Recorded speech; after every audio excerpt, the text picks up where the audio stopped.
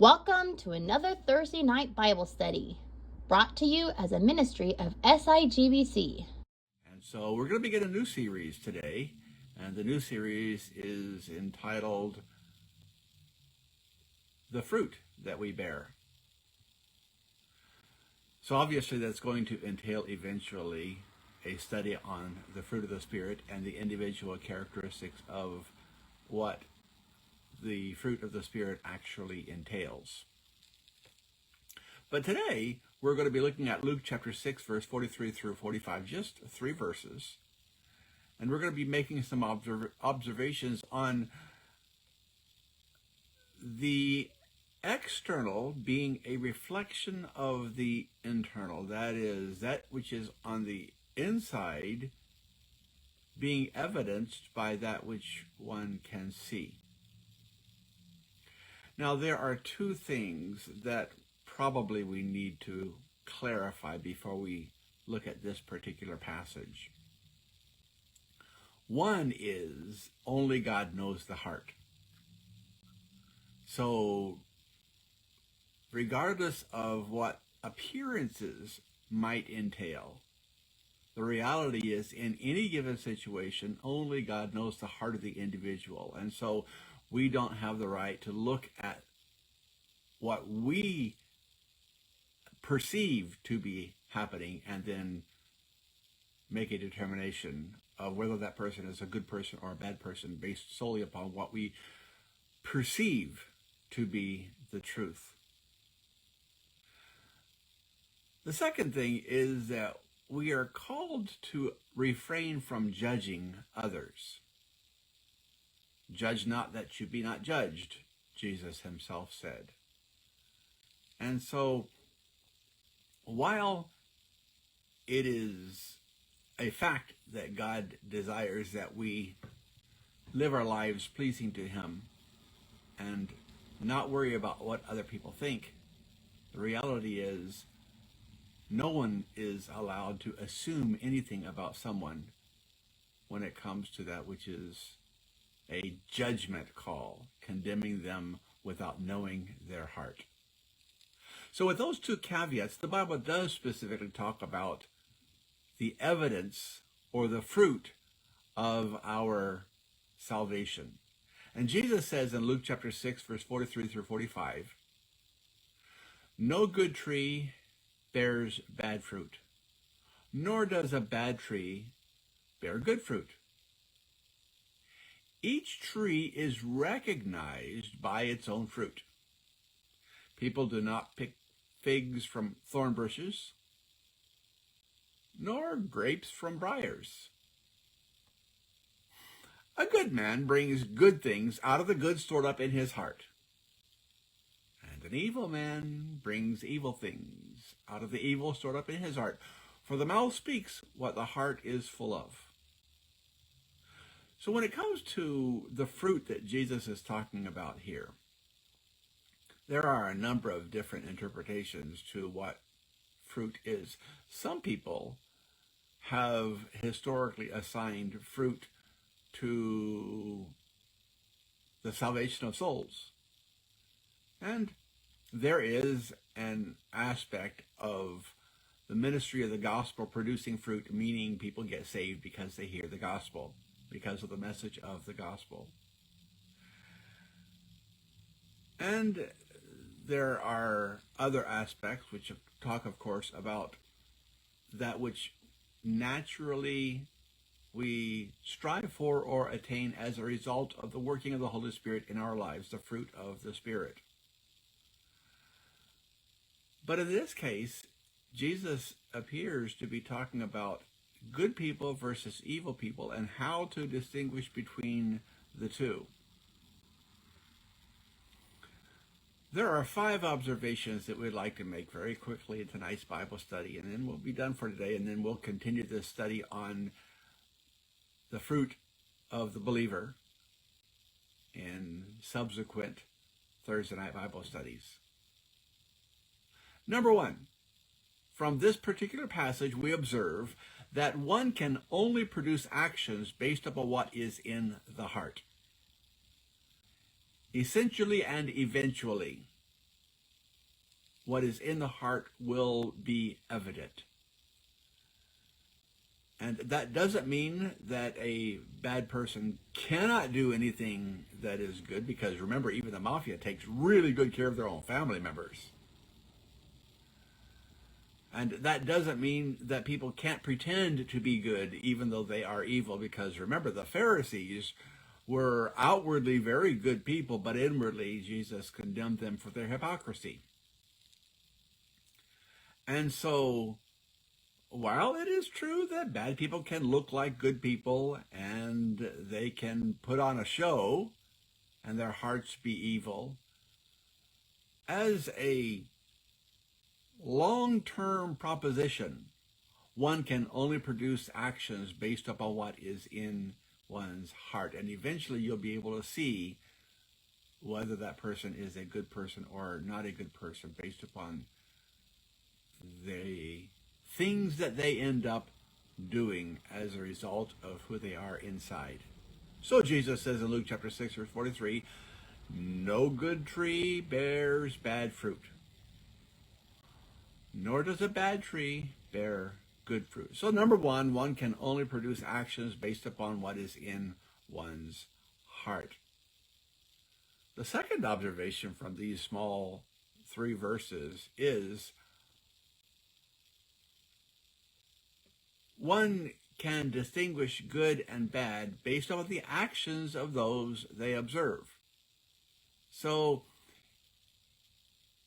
this is where common sense comes in, because Jesus is saying one can distinguish good and bad based upon the actions of those they observe. So you see someone who is obviously malicious, that is plotting evil, and you're like, okay, that person may be in a position of leadership, and that person may be in a respectable position occupationally or personally, but if they are being malicious, then, well, one can distinguish good and bad based upon the actions of those they observe. And so Jesus said in verse 44, the beginning of verse 44, each tree is recognized by its own fruit. Now, I'm not very good at horticulture. I like gardening, but I do most of my gardening for the sake of, well, years ago for the sake of my children, and recently for the sake of our grandchildren, to be able to enjoy getting the fruit of the labor. That is, when you plant tomato plants, you assume that you're going to get tomatoes. When you plant cucumber plants, you assume you're going to get cucumbers. We haven't planted a garden yet this year, but last year we did, and we had a very abundant harvest, except for the zucchini. Zucchini, we didn't get a single one, but everything else produced pretty well. And we planted that which we wanted to consume.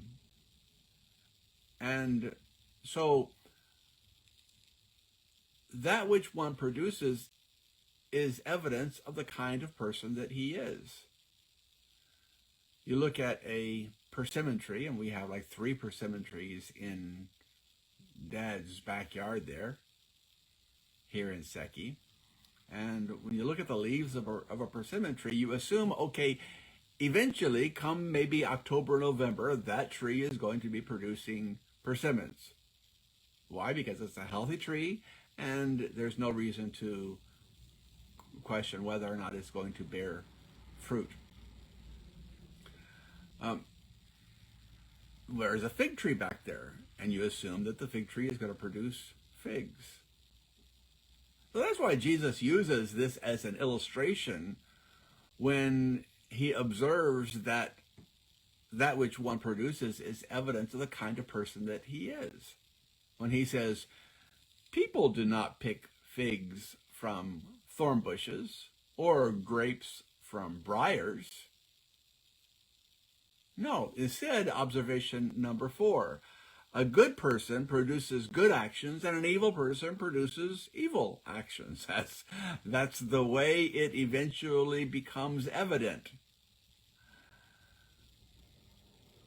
So he says in verse 45, a good man brings good things out of the good stored up in his heart.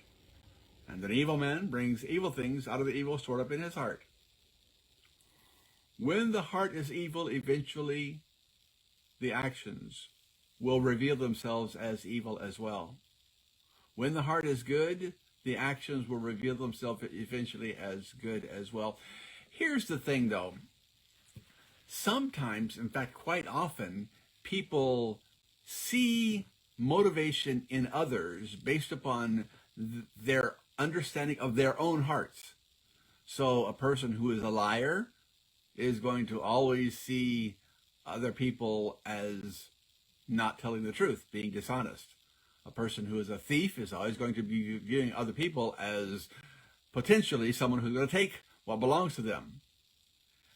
A person who is slanderous, that is, gossips a lot about other people, they are invariably worried that other people are gossiping about them, because that's what's in their heart, and they assume that's what's in the hearts of others.